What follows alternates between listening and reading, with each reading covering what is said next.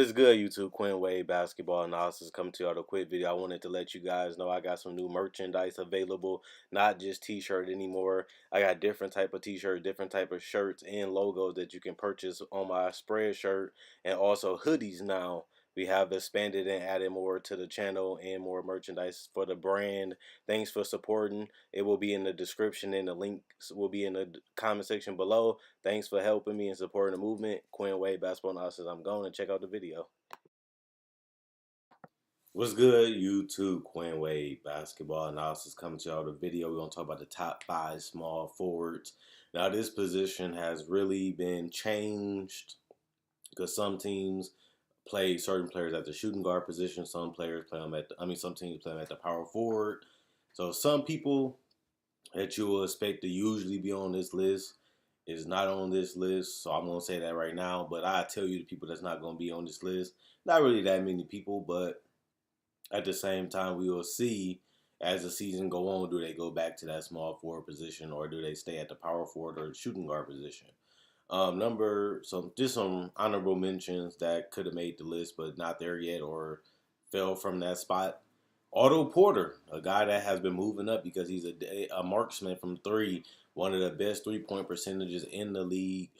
He actually almost led the NBA in three-point percentage. He has the perfect play style to play with John Wall because every time John Wall kick it out to Porter, he basically knows his cash, and he's a guy that likes to penetrate, and he's a guy that likes to get out in transition. So he's a guy that does all the little things. He's going to do the backdoor cuts. He's going to hit the threes. He's going to get out and run.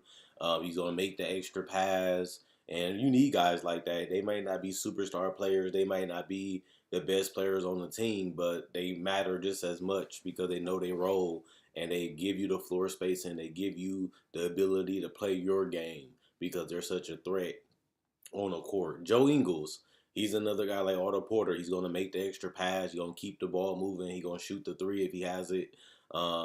He's a solid player. He's a guy that a lot of people are starting to respect. He's a guy that a lot of people are giving credit to because he plays his role. He knows his strengths. He knows what he's good at, and he also knows his role. And sometimes you want to be bigger than your role. Sometimes you accept your role. And Joe Ingles is a guy that mastered and perfected the role that he's in, and a lot of people are starting to give him credit because he does it so well, and that's what comes with it. Number 6, a guy that would be in my top 5 that's not, is Gordon Hayward. This is a guy that I love. I'm a huge fan of this guy. I was a guy that picked Utah to win the series. I was a guy that picked Utah to win 50 games, and they won 50 games that year. Gordon Hayward was an all-star, voted in, not an injury replacement for the Utah Jazz. And on top of that, they got out of the first round with Gordon Hayward being the best player on that team. And, you know, he goes to Boston to play with his old coach, with Kyrie and Al Horford, to get a chance to go to the championship. Obviously, him and Kyrie missed out on that, and they look to get on the right track by playing this year and hopefully get enough games to be at that number 1 seed, have an easy route to the NBA Eastern Conference Finals, and have a chance to compete against the Warriors or whoever comes out the West in the NBA Finals. So, Gordon, I still respect him.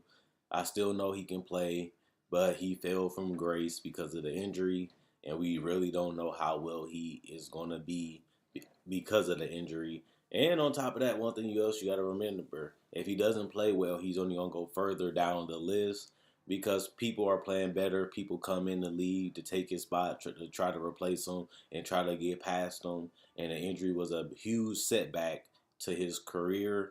But the best part about it is he's coming back and he's playing, and he can always play his way back into shape, and he has 82 games to figure it back out. Number 5, Chris Middleton. I would have never thought coming into this year that Chris Middleton will be a top 5 small forward. And sometimes people don't remember, but I live in Wisconsin. I go to Bucks games. He was a shooting guard.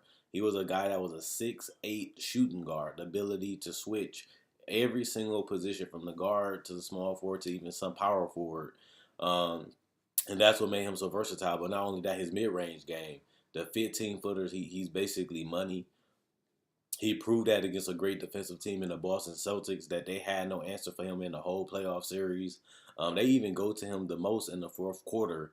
And he's a solid three-point shooter, too. He didn't shoot as well as he usually do, but he still showed you that he's a threat from the three-point line. And he's a guy that you shouldn't play with because he'll torch you. He played on an all-star caliber level. He did not make an all-NBA team. He did not make an all-star team, but he started to put it together during later in the season. And if he can come back with that same mentality this year, and get you to 20 points a game, because Jabari Parker is gone, so he's gonna have to get more shots, and he's playing at that small forward position, with ain't that many great ones in the Eastern Conference. He's gonna be in consideration for an All-Star team right away if he can play like he did at the end of last year and in the playoffs this season. And he's going to be one of the best players in the league if he do, especially coming off that season. I mean, that playoff series against Boston. Number 4, PG. PG-13 was a guy that he was a little streaky this year. He still shot the ball well from three. Some games he was really off, even in the playoffs. Some games he was very dominant, like against Golden State. But he always been an inconsistent scorer. I kept telling people I like Paul George. Russell is a great player too, but the problem with them is they're both streaky. They can be very deadly some games, and they can shoot you out of a lot of games. And his defense was great in the beginning of the season. Then when Andre Robertson fell off, his defense didn't hold up well either.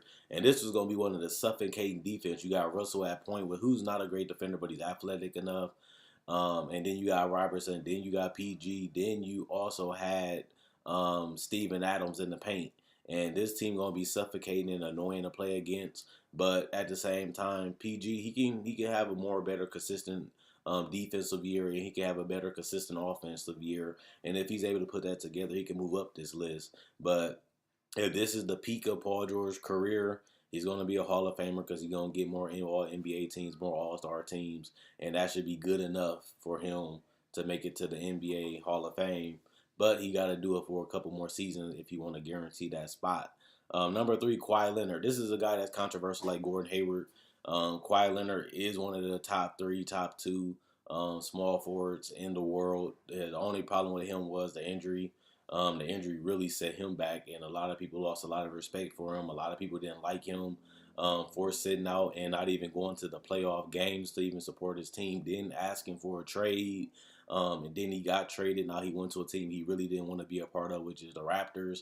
Luckily for him, they got a good coach in Nick Nurse. They have a lot of talent on his roster. They have a lot of defensive players on his roster. They have some three-point shooting on his roster. So I think Kawhi Leonard can go back to where he was. He looks good in preseason. He looks confident. He's falling off that leg. He's using that leg. He's jumping off that leg. He's dunking. He's pulling up. He seemed like he's going back to the old game that he had. But he's going to get a lot of shot attempts. He's a great three-point shooter. He has a nice, decent handle. He can post up. He has floaters. He has pull-up jumpers. He has pull-up threes. He can come off screens. He's one of the more versatile defenders, if not the best defender in the league, being able to switch, guard 1s, 2s, 3s, and 4s, and sometimes 5s. And he can play within the passing lanes without giving up. He can even steal the ball without even getting it through the passing lane. He can just strip it right out your hands, and he has got better at finishing blocks at the rim, whether it's a chase down block, recovering to help his teammate block. He basically does it all. Besides, he's not a great passer. Other than that, Kawhi Leonard is no excuse. The biggest question about Kawhi Leonard is not his passing, though. It's his health. He missed games every single year, and for him to miss damn near the whole season, that's not a good look for him. But if he can come back and play like he played before, he's going to be an MVP candidate, and he's going to have a run-in for that number 1 spot, not just for small forwards, but in NBA in general. Number 2, LeBron. LeBron James has been excellent, had one of his most dominant years, averaging 27 points a game, being absolutely unstoppable in the playoffs, hitting game winners, taking over games. He did have bad games in the playoffs, obviously, but, going 7 games with Indiana, going 7 games with the Boston Celtics without Kyrie and Gordon Hayward, then getting swept in the finals, it wasn't a fairy tale ending. He made the best out of the roster. He made the best out of how far the team can go. He got them to the Eastern Conference Finals, and they was able to squeak by. And then obviously they got swept by the number 1 guy that been number 1 on my list for the last couple years. I still do believe Kevin Durant is the best small forward in the NBA, which is not really even debatable to me at this point. And on top of that, I've been doing this for years. I also think Kevin Durant is the best player. That's one thing we started to see over the last couple years. A lot of people have been saying Kevin Durant is the best player. Back then, people wouldn't even debate about it. Back then, they wouldn't even argue about it. Now, a lot of people, since he won his first championship, you see Skip Bayless saying it. You see a lot of the other analysts starting to say it and believe, like Will Kane and them. I've been having Kevin Durant at the top of my list even since he won the MVP, averaging 32, 7, and 5, almost 50, 40, and 90, carrying the Oklahoma City Thunders to the finals, dominating in that San Antonio series. Man, Kevin Durant, my favorite player too at this point. He's a good guy. He goes out there, hit games winner. He did it against LeBron in LeBron's kingdom right in front of his face to go up 3-0 in the NBA Finals. Then he did it again in this year finals.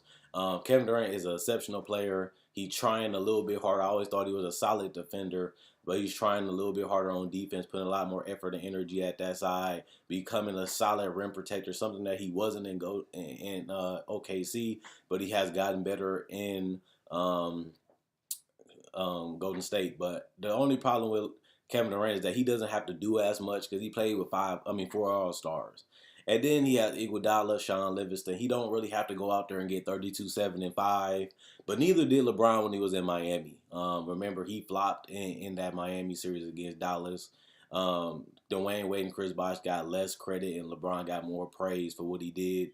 But if you even look at what Kyrie did for that team, if you even look at what Dwayne Wade and Chris Bosh was able to do, what Mike Miller was able to do against that OKC series, LeBron gets the praise because he's the man, he's the superstar, so he gets all the credit and the praise. But if you look at a lot of these series, he needed help just like any other player. And that's one thing that I don't really agree with a lot of these people on TV and in reality, even though I don't have that much of a problem with it no more, because people are starting to agree that Kevin Durant is the best player around me. And obviously on TV, seeing a lot of people agreeing that Kevin Durant the best player. And that's because his work ethic and putting that work in, he's starting to get the respect that he really should have been getting and deserved, because he always was a better shooter than LeBron, a better three-point shooter than LeBron, a better free throw shooter than LeBron. He tries hard defensively more than LeBron does. He's not the playmaker, but he improves significantly, averaging over 5+ assists, even getting a triple-double in the finals. And he's the guy that has that killer instinct. LeBron was doing it this year. Kevin Durant been doing his whole career. He always hit big buckets, hit big threes, takes over games, and he did it against LeBron on the biggest stage twice. So let's not sleep on Kevin Durant. Let's not disrespect Kevin Durant. He needs his credit. And he is the best player in the world. He is the best small forward in the world, and people starting to realize it because they was late to the party. I already hosted it, and we moved on because they wasn't available. So let's get ready for this power forward. This is going to be an interesting list with players switching positions. But at this point, let me know who your top 5 small forward is. Let me know who you think is the best small forward. Let me know if you think Kawhi Leonard getting slept on. Is he overrated? Is he underrated? Maybe LeBron overrated, underrated. Maybe Kevin Durant. He don't have to do as much. He don't need to score 30 a game like he did before. But I don't see LeBron scoring 30 a game since he left Cleveland. When he went to Cleveland, before he won them MVPs, he was good putting up 30. Once he went to Miami, them 30-point days was over. Even this year, he didn't even average 30, with Kevin Love being his only All-Star. So you don't have to do as much when you have more talent. That's something that he did in Miami. That's something he did with LeBron and Kyrie and Kevin Love. So stop using that as an excuse. But at the same time, when we look at these players, it's close. With Kawhi Leonard is just as good as these other 2 players. Kevin Durant is just as good as LeBron. LeBron is just as good as Kevin Durant. That top 3 is very competitive, and they all going to be fighting for that number 1 spot this year. I just go yearly basis with these lists, and this is the best list for me right now. I think most of you guys will agree with this list. But Quinn Wade Basketball Analysis, I'm gone. Check out my website, analysisplayground.com. Link will be in the description, comment section below. Check out my Facebook page, analysisplayground.com. Link will be in the description, comment section below. Like on Facebook to show support.